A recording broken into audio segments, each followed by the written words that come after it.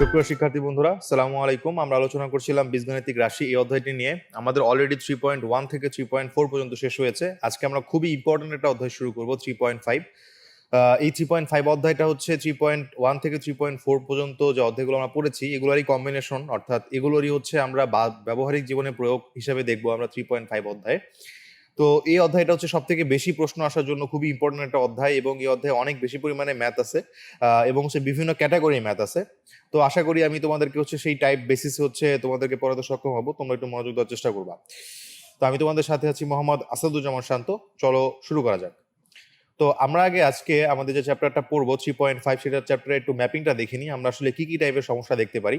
তো প্রথমত যেটা দেখতে পাচ্ছ তোমরা, বীজগাণিতিক রাশি সম্পর্কিত সমস্যা, অর্থাৎ যেখানে শুধুমাত্র আমরা দ্বিঘাত, একঘাতি এরকম টাইপের কিছু রাশি দেখবো, যেগুলোর মাধ্যমে আমরা আমাদের বাস্তব জীবনে কিছু সমস্যা সমাধান করব। 2 নম্বর হচ্ছে কাজ সম্পর্কিত সমস্যা। দেখবা তোমার হয়তো বলা থাকবে যে ক একটা কাজ এতদিনে করতে পারে, খ আর একটা কাজ এতদিনে করতে পারে, তাহলে তারা মিলিতভাবে বা সম্মিলিতভাবে সেই কাজটা কতদিনে শেষ করতে পারবে, বা এই টাইপের যে ধরনের সমস্যাগুলো তোমাদের বইয়ে দেওয়া আছে সেই ধরনের সমস্যা। তারপরে আমরা দেখব মাঝি, নদী এবং নৌকা সম্পর্কিত সমস্যা। হয়তো তোমাকে বলবে যে নৌকার স্রোতের বেগ এবং নৌকার বেগ দেওয়া আছে, তো সেক্ষেত্রে আলটিমেটলি কোনটার বেগ কম বা বেশি, এরকম ধরনের হচ্ছে অ্যাডজাস্টমেন্টের কিছু ম্যাথ থাকে, ওগুলো আমরা দেখব। তারপর হচ্ছে নল ও চৌবাচ্চা সম্পর্কিত সমস্যা, অর্থাৎ তোমাকে হয়তো বলা হলো যে একটা চৌবাচ্চাতে 2টা নল আছে এবং একটা নল দিয়ে পানি ভরে আর একটা নল দিয়ে পানি বের হয়ে যায়। তাহলে সেক্ষেত্রে যদি মানে যেটা দিয়ে পানি বের হয়ে যায় সেটার বেগ যদি হচ্ছে কম হয়, আর যেটা দিয়ে পানি ভরে সেটা যদি বেগ বেশি হয়, তাহলে সেক্ষেত্রে চৌবাচ্চাটা কতক্ষণে পূর্ণ হবে। মানে এই টাইপের কিছু ম্যাথ তোমরা হয়তো বইয়ে দেখেছো বা দেখবা, যারা হয়তো পড়া নাই তার সামনে দেখবা। এই ধরনের সমস্যা আমরা আলোচনা করব। তারপর হচ্ছে ক্রয় মূল্য এবং বিক্রয় মূল্য সম্পর্কিত সমস্যা, এবং এই ধরনের জিনিসগুলো তোমরা অনেক আগে ক্লাস 8-এও পড়ে এসেছো। সো এই ধরনের সমস্যাগুলো আমরা সমাধান করব। এবং সম্পূর্ণরূপে নতুন যে জিনিসটা, অর্থাৎ মুনাফা আসল সম্পর্কিত সমস্যা, এইটা একদম হচ্ছে তোমাদের জন্য সম্পূর্ণরূপে নতুন। মুনাফা এবং হচ্ছে গিয়া আসল সম্পর্কিত সমস্যা, অর্থাৎ তোমরা হয়তো এই টাইপের ম্যাথ কিছু হচ্ছে ক্লাস 8-এ পেয়েছো, বাট আমরা এটা নতুন বলতেছি কারণ এটা হচ্ছে আমরা বিভিন্ন ধরনের সূত্র দেখবো। অর্থাৎ এই চ্যাপ্টারটা যেদিনকে আমরা পড়বো, মানে এই স্পেসিফিক সেগমেন্টটা যেদিনকে আমরা পড়বো, সেদিনকে আমরা হচ্ছে কিছু স্পেসিফিক সূত্র নতুন ভাবে জানতে পারবো, যেগুলো হচ্ছে এই অধ্যায় মানে এই স্পেসিফিক এই টপিকের সাথে রিলেটেড আর কি। তো চলো প্রথম যে টাইপটা, অর্থাৎ বীজগাণিতিক রাশি সম্পর্কিত সমস্যা, সেটা দিয়ে হচ্ছে আমাদের আজকের আলোচনা শুরু করা যাক। তো যে ম্যাথটা এখানে দেওয়া হয়েছে সেটা একটু আমরা পড়ি প্রথমত। যে বার্ষিক ক্রিয়া অনুষ্ঠান করার জন্য কোনো এক সমিতির সদস্যরা 45,000 টাকার বাজেট করলেন। তার মানে পুরো অনুষ্ঠানটার বাজেট হচ্ছে 45,000 টাকা, এবং সিদ্ধান্ত নিলেন যে প্রত্যেক সদস্যই সমান চাঁদা দিবেন। আচ্ছা, তো ধরলাম যে আমাদের এই সমিতিতে যদি এক্স জন মেম্বার হয়, তাহলে প্রত্যেকে কত টাকা করে চাঁদা দিবেন? এই 45,000 ডিভাইড বাই এক্স জন মেম্বার, যেহেতু সেই জন্য 45,000 ডিভাইড বাই এক্স হবে। ওকে, সো কিন্তু 5 জন সদস্য চাঁদা দিতে অসম্মতি জানালেন। তার মানে কি? তার মানে তারা এই 5 জন চাঁদা দেন নাই। যদি টোটাল সদস্য যদি এক্স জন হয়, তাহলে 5 জন যদি চাঁদা না দেয়, তাহলে চাঁদা দিচ্ছে কয়জন? এক্স মাইনাস 5 জন হবে। ওকে, সো এর ফলে প্রত্যেক সদস্যের মাথাপিছু 15 টাকা চাঁদা বৃদ্ধি পেল। তো ওই সমিতিতে কতজন সদস্য ছিলেন? আশা করি আমরা এই প্রবলেমটা বুঝতে পারছি, এবং এটা খুবই সহজ একটা প্রবলেম। সো এটা চলো আমরা একটু সমাধান করার চেষ্টা করি। তো আমরা ধরে নিলাম যে আমাদের ওই সমিতিতে টোটাল সদস্য সংখ্যা ছিল হচ্ছে এক্স, এবং প্রতিজন যে চাঁদা দেয় সে চাঁদার পরিমাণ ছিল হচ্ছে কিউ। তাহলে আমরা বলতে পারি আমাদের মোট চাঁদা ছিল হচ্ছে কত? এই যে 45,000 টাকা বা 45,000 টাকা, এই চাঁদাটা হচ্ছে কত? A equal to Q into X, অর্থাৎ প্রত্যেকের চাঁদার পরিমাণ আর টোটাল সদস্য, কিউ এক্স ইকুয়াল টু 45,000 টাকা আমরা বলতে পারি। তো এখন প্রকৃতপক্ষে চাঁদা প্রদানকারী সদস্য সংখ্যা ছিল এক্স মাইনাস 5 জন। কারণ কি? 5 জন যেহেতু অসম্মতি জানিয়েছেন, তার মানে এই 5 জন কিন্তু কোনো ধরনের চাঁদা দেননি। তাই আমাদের আসলে প্রকৃতপক্ষে চাঁদা দিচ্ছে কয়জন? এক্স মাইনাস 5 জন। তো এক্স মাইনাস 5 জন যখন চাঁদা দিচ্ছেন, তখন জন প্রতি চাঁদার পরিমাণ বেড়ে গেল কত টাকা? এখানে বলা আছে মাথাপিছু চাঁদার পরিমাণ 15 টাকা বেড়ে গেল। তাহলে আগে যদি কিউ হয়, তাহলে এখন হবে হচ্ছে কিউ প্লাস 15। তাহলে আমরা বলতে পারি আমাদের এখন টোটাল চাঁদার সংখ্যা কত হবে? এখন টোটাল চাঁদার সংখ্যা হবে x minus 5 into q plus 15। তো এখন যে চাঁদাটা ছিল আর আগে যে চাঁদার পরিমাণটা ছিল, সেই দুটা কিন্তু একই হইতে হবে। সো আমরা এখানে বলতে পারবো যে কিউ এক্স ইকুয়াল টু, অর্থাৎ আগে যে চাঁদার পরিমাণ আর এখনকার চাঁদার পরিমাণ অবশ্যই সমান হবে। এই জন্য আমরা লিখলাম q x equal to x minus 5 into q plus 15। এটাকে আমরা 1 নম্বর ইকুয়েশন দিয়ে রাখলাম। ওকে, সো এখন আমরা এখান থেকে আবার আরেকটা ইকুয়েশন কি পাচ্ছিলাম? আর আমরা আরেকটা ইকুয়েশন পাচ্ছিলাম কিউ এক্স ইকুয়াল টু 45,000। দুটো ইকুয়েশন আমরা পাচ্ছি। সো এখন আমরা 1 নম্বর ইকুয়েশন থেকে যেটা লিখতে পারি q x equal to x minus five into q plus 15। এটাকে যদি হচ্ছে আমরা গুণ করে দিই তাহলে আমরা এখানে পাচ্ছি q x minus five q plus 15x minus 75। এখানে দেখতে পাচ্ছি এই যে কিউ এক্স আর কিউ এক্স কিন্তু কাটাকাটি চলে যাবে। সো আমরা এখান থেকে ফাইনালি যেটা পাচ্ছি যে 5q equal to 5 into 3x minus 15। So finally আমরা বলতে পারি যে q equal to 3x minus 15। তাহলে q equal to 3x minus 15 একটা আমরা প্রান্তে পৌঁছালাম। আর আমাদের আরেকটা প্রান্ত কি ছিল? আরেকটা প্রান্তে ছিল qx ইকুয়াল টু 45,000। তো আমরা কিন্তু চাইলে এই সমীকরণ যেটা ছিল 2 নাম্বার আর এই সমীকরণ এই দুটাকে ইউজ করে কিন্তু চাইলে আমরা q এবং x এর মান বের করে ফেলতে পারবো। সো আমরা যদি সমীকরণ 2 এ q এর পরিবর্তে এই 3x মাইনাস 15 বসাই তাহলে আমরা কি পাচ্ছি বলি। এখানে পাচ্ছি q এর জায়গায় 3x মাইনাস 15 বসে গেল into x equal to 45,000। So আমরা যদি x দিয়ে গুণ করি তাহলে আমরা পাচ্ছি 3x square minus 15x equal to 45,000। So আমরা যদি উভয় পক্ষকে 3 দিয়ে ভাগ করি তাহলে আমরা পাচ্ছি x square minus 5x equal to 15,000। So finally আমরা পাচ্ছি x square minus 5x minus 15,000 equal to 0। তো এবার আমাদের যে কাজটা করতে হবে, এই যে রাশিটাকে আমরা 3.3 এবং 3.4 এ দেখেছিলাম, মিডল টার্ম ফ্যাক্টর করা বা যে কোনো উপায় হচ্ছে এটাকে উৎপাদকে বিশ্লেষণ করে ফেলা। তো এটাকে যদি আমরা উৎপাদকে বিশ্লেষণ করি তাহলে সেক্ষেত্রে মিডল টার্ম ব্রেক করলে আমরা পাচ্ছি x square minus 125x plus 120x minus 15,000 equal to 0। So আমরা লেফট মানে আমাদের যে এই দুটো টার্ম রয়েছে এখান থেকে আমরা x কমন নিলে পাচ্ছি x মাইনাস 125, আর এই দুটো টার্ম থেকে যদি প্লাস 120 কমন নিই তাহলে আমরা পাচ্ছি x minus 125 equal to 0। So আমরা এই দুই এখান থেকেও x মাইনাস 125 এখান থেকেও আমরা দেখতে পাচ্ছি x মাইনাস 125 দুটো যদি কমন নেই তাহলে আমরা পাচ্ছি finally x minus 125 into x plus 120। আসলে এখানে একটা জিনিস কি, এখানে হচ্ছে তোমাদের এই এক্সটা একটু বেশি এসেছে, এই এক্সটা হচ্ছে হবে না, এই এক্সটা হচ্ছে কাটা যাবে। তাহলে আমরা পাচ্ছি x minus 125 into x plus 120। So আমরা কিন্তু এখান থেকে x এর দুইটা ভ্যালু পাচ্ছি, অর্থাৎ x এর ভ্যালু হয় 125 হবে, আদারওয়াইজ হচ্ছে x এর ভ্যালু মাইনাস 120 হবে। তো x এর ভ্যালুটা আসলে কি ছিল? x এর ভ্যালু ছিল হচ্ছে মেম্বার নাম্বার, অর্থাৎ যতজন সদস্য চাঁদা দিয়েছে তত সংখ্যা। তাহলে সেই ক্ষেত্রে আমরা জানি যে কখনই কোন সদস্য সংখ্যা নেগেটিভ হতে পারে না, তাই আমাদের অবশ্যই এটা গ্রহণযোগ্য হবে না, আমাদের গ্রহণযোগ্য হবে হচ্ছে এটা। সো আমাদের ওই সমিতিতে সদস্য সংখ্যা আমরা কি লিখবো? ওই সমিতির সদস্য সংখ্যা হবে হচ্ছে 125 জন। তো আশা করি আমরা এই ম্যাথটা বুঝতে পারছি। খুবই সহজ একটা ম্যাথ ছিল এবং একটু সিস্টেমেটিক হইতে গেলেই তোমরা পারবা, এবং এটা তোমাদের বইয়ের সব থেকে বীজগাণিতিক রাশি রিলেটেড যে ম্যাথগুলো রয়েছে সেগুলোর ভিতর থেকে একটু কঠিন টাইপের ম্যাথ ছিল। তো চলো এবার আমরা আমাদের দ্বিতীয় টাইপ যেটা ছিল কাজ সম্পর্কিত সমস্যা, এই সম্পর্কিত সমস্যাটাতে আমরা চলে যাই। সো আমাদের এখানে একটা প্রশ্ন দেওয়া হয়েছে যে রফিক একটি কাজ 10 দিনে করতে পারে, শফিক ওই কাজ 15 দিনে করতে পারে, তো তারা একত্রে কতদিনে কাজটি শেষ করতে পারবে? তো ধরলাম একটা ইন্ডিভিজুয়াল কাজ, ধরো তোমাকে একটা হোমওয়ার্ক দেওয়া হলো, সেই হোমওয়ার্কটা রফিক নামক একজন ছাত্র সে 10 দিনে করতে পারে, একটা অ্যাসাইনমেন্ট 10 দিনে করতে পারবে, আর শফিক ওই অ্যাসাইনমেন্টটাই সে 15 দিনে করতে পারবে। তো এখন বলা হলো যে রফিক একটা পার্টিকুলার পোরশন এবং শফিক আরো একটা পার্টিকুলার পোরশন মিলে কাজটা করবে, তাহলে সেক্ষেত্রে তারা উভয় মিলে কয় দিনে শেষ করতে পারবে? তো চলো এটা আমরা সমাধান করার চেষ্টা করি, ইন্টারেস্টিং ম্যাথ। তো আমরা ধরে নিলাম যে তারা একত্রে ডি দিনে কাজটি শেষ করতে পারবে। তো ডি দিন হতে পারে 10-এর থেকে বেশি, 15 থেকে বেশি, আবার কমও হতে পারে, আমরা এটা ফাইন্ড আউট করব। সো আমরা এখানে একটা চার্ট দেখতে পাচ্ছি যে রফিক কাজ সম্পন্ন করার দিন 10। সো যদি পুরো কাজটা যদি সে 10 দিনে সম্পন্ন করে তাহলে সে একদিনে কত কাজ সম্পন্ন করবে একটু বলো তো। তো পুরো কাজটা 10 দিন মিলে সে কাজ করে একটা, সো একদিনে সে কাজ করবে 1/10 অংশ ওই কাজটার।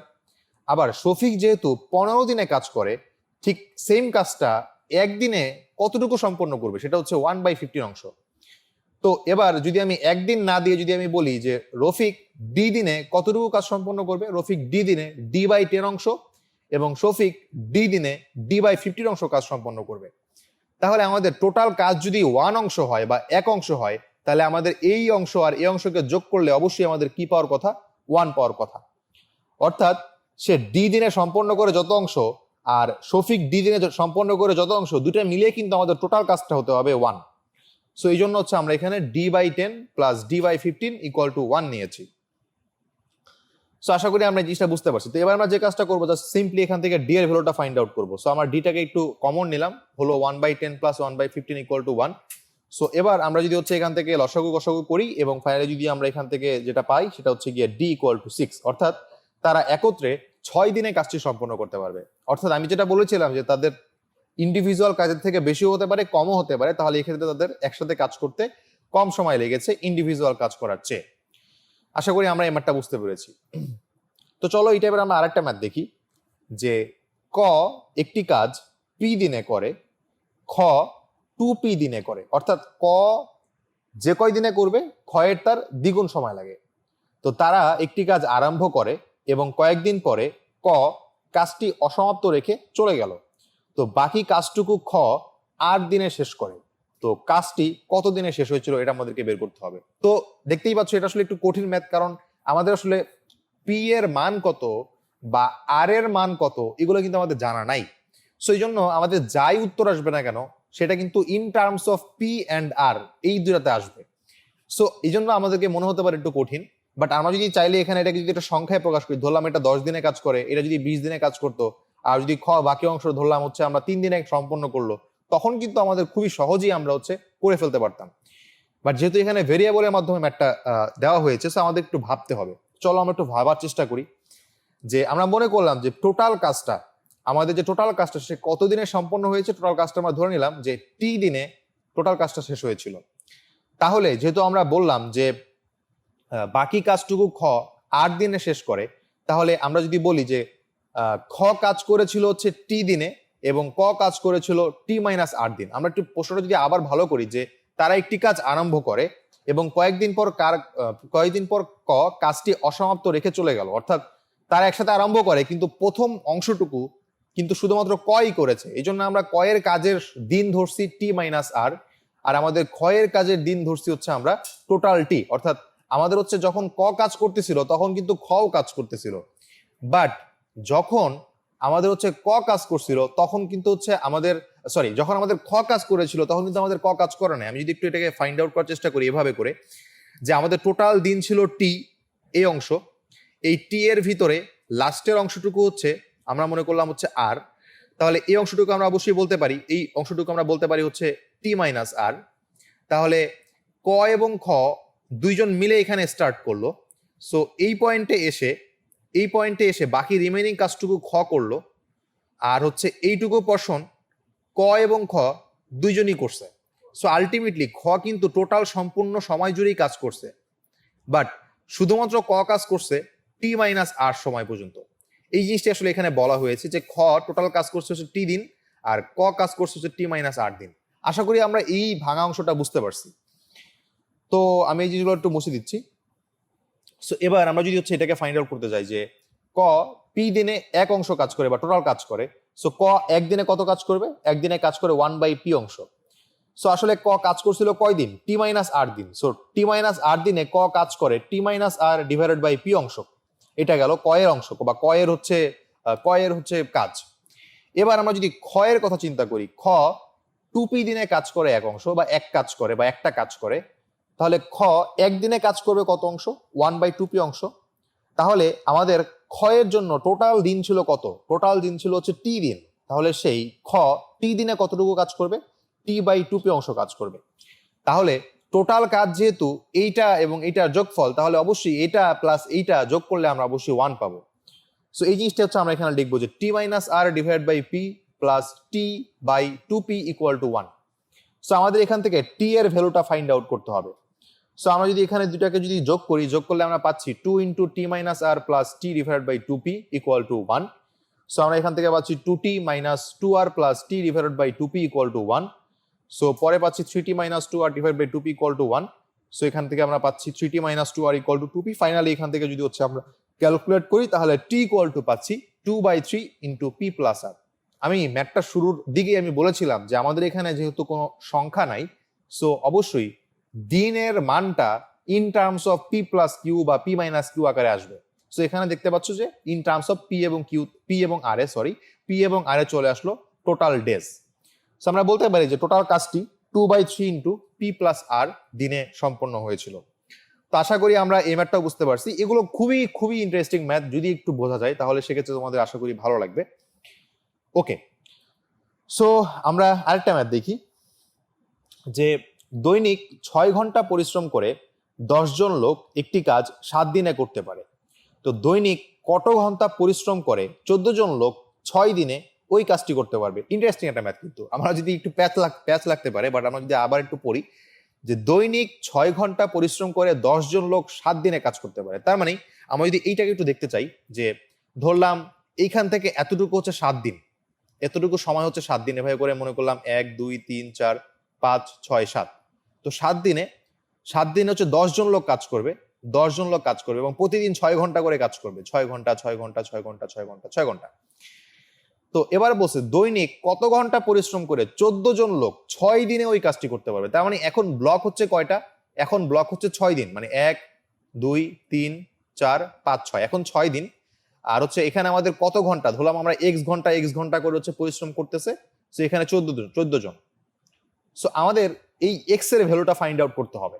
আশা করি আমরা এই ব্লকটা বুঝতে পারছি, এই প্রশ্নটা আশা করি বুঝতে না পারলেও ব্লকটা বুঝতে পারছি যে 7 দিনে 10 জন লোক প্রতিদিন 6 ঘন্টা করে একটা কাজ করতে পারে। ওই সেম কাজটাই 14 জন লোক 6 দিন ধরে কাজ করবে। তাহলে সেক্ষেত্রে কত ঘন্টা করে কাজ করতে হবে শেষ করার জন্য? তো আশা করি আমরা এটা বুঝতে পারছি। চলো আমরা ম্যাথের দিকে যাই। তো আমরা মনে করলাম দৈনিক টি ঘন্টা পরিশ্রম করে 14 জন লোক 6 দিনে কাজটি সম্পন্ন করবে। অ্যাজ ইউজুয়াল আমাদের যে জিনিসটা বের করতে হবে এটা আমরা ভেরিয়েবল হিসেবে ধরে নিচ্ছি। তো এবার আমরা প্রথম ক্ষেত্রে যদি একটু খেয়াল করি, প্রথম ক্ষেত্রে আমরা যেটা দেখতে পাচ্ছি যে দৈনিক 6 ঘন্টা পরিশ্রম করে 10 জনে 7 দিনে করে একটা কাজ। তাহলে দৈনিক 1 ঘন্টা করে একজনে যদি একদিনে কাজটা করতে চাই তাহলে হবে 1/6 × 10 × 7। জাস্ট ঐকিক নিয়মের একটা কাজ করলাম আমরা এখানে। ঐকিক নিয়মের কারণে আমাদের প্রত্যেকটা যেহেতু 1 ঘন্টায় করে নিয়েছি, তাই আমাদের এখানে 1/6 × 1/10 × 1/7, ফাইনালি এটা আমরা পাচ্ছি। সো একদিনে একজন লোক 1 ঘন্টায় কাজ করতে পারে এত অংশ। আচ্ছা, তাহলে সেক্ষেত্রে আমরা যদি দ্বিতীয় ক্ষেত্রে চিন্তা করি, টি ঘন্টা পরিশ্রম করে 14 জনে 6 দিনে একটি কাজ সম্পন্ন করতে পারে। আচ্ছা গেল। তাহলে আমরা যদি বলি দৈনিক 1 ঘন্টা পরিশ্রম করে একজনে একদিনে কত অংশ কাজ করতে পারবে? 1/t × 1/14, 1/t × 14 × 6। অর্থাৎ এই ক্ষেত্রে কাজের যে ভ্যালুটা ছিল 1 ঘন্টায়, এই ক্ষেত্রে কাজের যে ভ্যালুটা ছিল 1 ঘন্টায়, দুটাই কিন্তু পরস্পর সমান হওয়ার কথা, তাই না? তাহলে আমরা যদি প্রশ্ন মতে দুটাকে সমান ধরি, কারণ কেন সমান ধরলাম আমরা যদি একটু এই পাশে পৃষ্ঠে আবার দেখি কেন সমান ধরলাম। কারণ দেখো এই ক্ষেত্রে আমাদের টোটাল কাজটাই কিন্তু সম্পন্ন হয়েছিল এইটুকু অংশের ভিতরে, আর এক্ষেত্রে আমাদের টোটাল কাজটা সম্পন্ন হচ্ছে এইটুকু অংশের ভিতরে। তার মানে টোটাল কাজটা এক, আমি মাঝখানে দিনের কম্বিনেশন, লোকের কম্বিনেশন, ঘন্টার কম্বিনেশন চেঞ্জ করছি, এখানেও অনুরূপভাবে দিনের কম্বিনেশন, ঘন্টার কম্বিনেশন চেঞ্জ করছি, কিন্তু টোটাল কাজটা কিন্তু সেম ছিল। তার মানে একদিনে 1 ঘন্টায় ওই কাজটার কত অংশ সম্পন্ন করবে এটা কিন্তু দুই ক্ষেত্রেই সমান হওয়া উচিত। সো আশা করি আমরা এই জিনিসটা বুঝতে পারছি। তো এবার যদি হচ্ছে আমরা এটাকে একটু ফাইন্ড আউট করার চেষ্টা করি, তাহলে সেক্ষেত্রে হচ্ছে মানে যেহেতু হচ্ছে আমরা ইকুয়াল ধরলাম, সো ইকুয়াল জিনিসটাকে হচ্ছে আমরা এবার লেখার চেষ্টা করবো। পরের পৃষ্ঠে তোমরা দেখছো যে ইকুয়াল জিনিসটা লিখছি আমরা। আমি একটু এটাকে চেঞ্জ করি। সো যদি এটাকে চেঞ্জ করি তাহলে সেক্ষেত্রে আমরা পাচ্ছি এখানে 1/6 × 10 × 7 = 1/t × 14 × 6। তাহলে সেক্ষেত্রে এটাকে যদি আমরা সলভ করার চেষ্টা করি তাহলে সেক্ষেত্রে আমরা ফাইনালি টি এর একটা ভ্যালু পেয়ে যাবো। সো আমরা পাচ্ছি টি এর ভ্যালুটা হচ্ছে 5। অর্থাৎ 14 জন লোক 6 দিনে কাজটি শেষ করতে পারবে এবং তার জন্য তাদের প্রত্যেককে দিনে 5 ঘন্টা করে পরিশ্রম করতে হবে। তো আশা করি আমরা এই ম্যাথটা বুঝতে পারছি। সো এবার আমরা দেখব মাঝি, নদী ও নৌকা সম্পর্কিত সমস্যা। ইন্টারেস্টিং একটা টপিক। সো এখানে বলা হলো যে একজন মাঝি স্রোতের প্রতিকূলে t1 ঘন্টায় x কিলোমিটার যেতে পারে। স্রোতের অনুকূলে ওই পথ তার t2 ঘন্টা সময় লাগে যেতে। সো স্রোতের বেগ এবং নৌকার বেগ নির্ণয় করো। সো একটা জিনিস একটু বলে রাখি এই নদী স্রোতের ম্যাথ করার আগে, আমরা যদি স্রোতের বেগকে ইউ ধরি আর যদি নৌকার বেগকে এন ধরি, তাহলে সেক্ষেত্রে যদি নৌকা স্রোতের অনুকূলে যায় তাহলে টোটাল বেগ হবে ইউ প্লাস এন, আর যদি নৌকা স্রোতের প্রতিকূলে যায় তাহলে হবে হচ্ছে এটা হচ্ছে অনুকূল, আর যদি প্রতিকূলে যায় তাহলে হবে হচ্ছে তাহলে হবে এন মাইনাস ইউ। এই জিনিসটা আমরা অবশ্যই মনে রাখবো, এইটুকু অংশ। তো চলো আমরা সলভের দিকে যাই। এই জিনিসগুলো একটু মুছে দিচ্ছি যেহেতু ওভারল্যাপ হয়ে গেছে।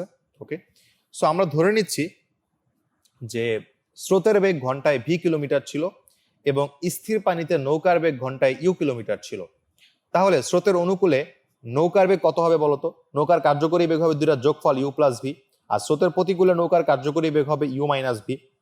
তো আমাদের বলা আছে যে স্রোতের প্রতিকূলে T1 ঘন্টায় x কিলোমিটার যায়। তাহলে সেক্ষেত্রে আমরা যেটা বলতে পারবো, আমরা সবাই জানি ভি বা ভেলোসিটি ইকুয়াল টু অতিক্রান্ত দূরত্ব বা সরণ ডিভাইড বাই সময়। তাহলে আমরা বলতে পারি যে যেহেতু হচ্ছে এইটা আমাদের দেওয়া আছে হচ্ছে স্রোতের অনুকূলে বেগ, তো স্রোতের অনুকূলে হচ্ছে বেগ এত, তো স্রোতের অনুকূলে যদি বেগ এত হয়, আমাদের বলা আছে যে স্রোতের অনুকূলে তার ওই পথ যেতে সময় লাগে হচ্ছে গিয়া T2 সময়। তার মানে আমরা ধরে নিচ্ছি যে নৌকাটা মানে আমাদের যে নদীটা, সেই নদীটা হচ্ছে x কিলোমিটার পথ অতিক্রম করতেছে, যেহেতু এখানে আমাদের দেওয়া আছে। সো x/T2 হচ্ছে গিয়ে আমাদের প্রতিকূলে অনুকূলে বেগ। এবং অনুরূপভাবে যদি হচ্ছে আমরা চিন্তা করি যে স্রোতের প্রতিকূলে বেগ কত হবে, স্রোতের প্রতিকূলে হবে হচ্ছে ইউ মাইনাস ভি, যেটা হচ্ছে আমরা এখানে দেখতে পেলাম। এবং এই ক্ষেত্রে অতিক্রান্ত দূরত্ব x এবং এখানে সময় হচ্ছে T1, সো x/T1 হলো। সো আমরা এখান থেকে দুইটা সময় মানে দুইটা জিনিস পাচ্ছি, 1 আর 2। তো আমরা যদি এখানে এই দুটো সমীকরণকে যদি যোগ করি তাহলে আমরা ইউ এর ভ্যালু পাবো, আর দুটো সমীকরণকে যদি বিয়োগ করি তাহলে আমরা ভি এর ভ্যালু পাবো। তো যোগ করলাম, যোগ করে আমরা ইউ এর ভ্যালু পাচ্ছি x/2 into 1/T1 plus 1/T2। আর সমীকরণ 1 আর 2 কে যদি বিয়োগ করি তাহলে আমরা এখান থেকে ভি এর ভ্যালু পাচ্ছি x/2 into 1/T2 minus 1/T1। তো আশা করি আমরা এই ম্যাথটা বুঝতে পারছি, খুবই সহজ ছিল যদি আমরা এইখানটা বুঝতে পারি। তো এবার আমরা আরেকটা ম্যাথে যাচ্ছি, যে এখানে বলা হলো যে একজন মাঝির দাঁড় বেয়ে 15 কিলোমিটার যেতে এবং সেখান থেকে ফিরে আসতে 4 ঘন্টা সময় লাগে। সে স্রোতের অনুকূলে যতক্ষণে 5 কিলোমিটার যায়, স্রোতের প্রতিকূলে ততক্ষণে 3 কিলোমিটার যায়। সো দাঁড়ের বেগ এবং স্রোতের বেগ নির্ণয় করো। তাহলে দেখতে পাচ্ছি আমরা যে মাঝির দাঁড় বেয়ে 15 কিলোমিটার যেতে এবং সেখান থেকে ফিরে আসতে 4 ঘন্টা সময় লাগে। আমরা দেখতে পাচ্ছি মানে আমাদের টোটাল পথটা কত সেটা আমরা মোটামুটি আইডিয়া পাচ্ছি এখান থেকে। আমাদের টোটাল কত ঘন্টা সময় লাগলো সেটাও আমরা আইডিয়া পাচ্ছি এখান থেকে। সে স্রোতের অনুকূলে 5 কিলোমিটার যায়, যতক্ষণে 5 কিলোমিটার যায়, স্রোতের প্রতিকূলে ততক্ষণে 3 কিলোমিটার যায়। এটাও আমরা বুঝতে পারতেছি যে এখান থেকে বেগের একটা জিনিস আমরা মোটামুটি ধারণা পাচ্ছি। সো আমরা মনে করলাম আমাদের যে দাঁড়ের বেগ, অর্থাৎ যেটা আমরা নৌকার বেগ বলবো, সেটা হচ্ছে x কিলোমিটার পার ঘন্টা এবং স্রোতের বেগ y কিলোমিটার পার ঘন্টা। সো এবার যদি হচ্ছে আমরা চিন্তা করি যে স্রোতের অনুকূলে বেগটা হবে অবশ্যই দুইটা বেগের যোগফল x প্লাস y কিলোমিটার পার ঘন্টা, এবং স্রোতের প্রতিকূলে বেগ অবশ্যই আমরা বলতে পারি যে একটার বিয়োগ হবে, অর্থাৎ x মাইনাস y, যেহেতু তারা পরস্পর বিপরীত দিকে কাজ করছে। স্রোতের প্রতিকূলে বেগ হলো x মাইনাস y কিলোমিটার পার ঘন্টা। তো এবার আমরা যদি একটু খেয়াল করি যে স্রোতের অনুকূলে এত ঘন্টা বেগে 15 কিলোমিটার যেতে সময় লাগবে কত, একটু খেয়াল করি আমরা। 15 কিলোমিটার যেতে সময় লাগবে হচ্ছে t ইকুয়াল টু s বাই ভি। সো এখানে s হচ্ছে গিয়া 15 কিলোমিটার আর ভি হচ্ছে গিয়া x প্লাস ওয়াই। এত ঘন্টা সময় লাগতেছে স্রোতের অনুকূলে যেতে 15 কিলোমিটার। অনুরূপভাবে আমরা যদি বলি যে স্রোতের অনুকূলে এত কিলোমিটার যেতে সময় লাগবে হচ্ছে, মানে স্রোতের এখানে অনুকূলে হবে না, কথাটা হবে অনুকূলে না, প্রতিকূলে হবে, একটু ভুল আসছে এখানে, স্রোতের প্রতিকূলে। সো স্রোতের প্রতিকূলে x মাইনাস ওয়াই কিলোমিটার ঘন্টা বেগে 15 কিলোমিটার যেতে তার সময় লাগবে হচ্ছে 15/x মাইনাস ওয়াই ঘন্টা। তো আশা করি আমরা এই দুইটা জিনিস ক্লিয়ার হতে পারছি। তো এবার আমরা, যেহেতু আমাদের বলা আছে যে মাঝি 15 কিলোমিটার যেতে এবং সেখান থেকে ফিরে আসতে টোটাল তার 4 ঘন্টা সময় লাগে, তাহলে সেক্ষেত্রে আমরা যেটা বলতে পারি, আমাদের এই দুইটা সময়কে যদি আমরা যোগ করি তাহলে যোগফলটা অবশ্যই 4 ঘন্টার সমান হবে। তাহলে এখানে আমরা একটা ইকুয়েশন পেলাম। তার মানে আমরা এতক্ষণ যে একটা ইকুয়েশন পেলাম সেটা ছিল এইটুকু অংশের জন্য। আর এবার আমরা স্রোতের অনুকূলে এবং প্রতিকূলে আরো একটা ইনফরমেশন দেওয়া আছে, এখান থেকে আমরা আরেকটা ইকুয়েশন বের করব। তো আমাদের এখানে আননোন হচ্ছে এক্স আর ওয়াই, অর্থাৎ দুইটা আননোন। তার মানে আমাদের আরেকটা ইকুয়েশন ডেভেলপ করতে পারলেই আমরা দুইটার মাধ্যমে ইজিলি সলভ করতে পারবো। সো এই জন্য আমরা এবার হচ্ছে আরেকটা জিনিস হচ্ছে দেখবো যে এখানে আরেকটা জিনিস কি দেওয়া আছে দেখি আমরা, যদি এখানে বলা থাকে জিনিসটা যে এখানে হচ্ছে কি যে সে স্রোতের অনুকূলে, আমি একটু ইন্ডিকেট করে দেখাই, সে স্রোতের অনুকূলে যতক্ষণে 5 কিলোমিটার যায়, তার মানে 5 ডিভাইডেড বাই, মানে যে সময়ে যায় ঠিক একই সময়ে স্রোতের প্রতিকূলে 3 কিলোমিটার যাবে। সো এই জন্য আমরা যেহেতু দুই ক্ষেত্রে টাইমটা সমান, এই জন্য যত মানে 5 কিলোমিটার স্রোতের অনুকূলে যায়, এই জন্য স্রোতের অনুকূলে বেগ নিয়েছি, যে সময়টা পাচ্ছি সেটা ইকুয়াল টু স্রোতের প্রতিকূলে যত কিলোমিটার যায় আর সেই অনুসারে বেগটা নিয়েছি স্রোতের প্রতিকূলের বেগটা। সো আমরা এখান থেকে আরেকটা ইকুয়েশন পাচ্ছি, যেটাকে আমরা এইভাবে করে সলভ করে লিখলে আমরা এরকম ভাবে লিখতে পারি ফাইনালি যে 2x ইকুয়াল টু 8y, বা এখান থেকে লিখতে পারি finally x equal to 4y, যেটা হচ্ছে আমাদের 2 নাম্বার ইকুয়েশন।